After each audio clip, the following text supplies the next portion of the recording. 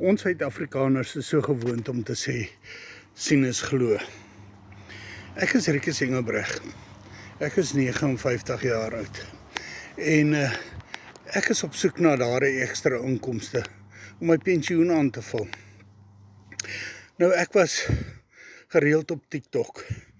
En van Junie 2025 af volg ek die persone hier op TikTok en op alle platforms wat hierdie digitale bemarkingstelsel bemark.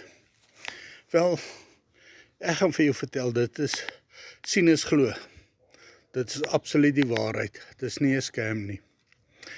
As jy wil weet en vir jouself wil sien en glo dat dit 'n werklikheid is, dat jy 'n inkomste kan verdien, daai droom van jou kan najag.